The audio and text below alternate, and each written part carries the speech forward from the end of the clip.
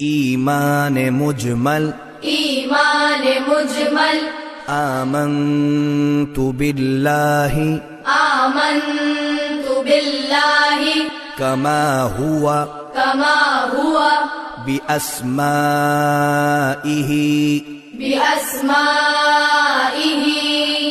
وصفاته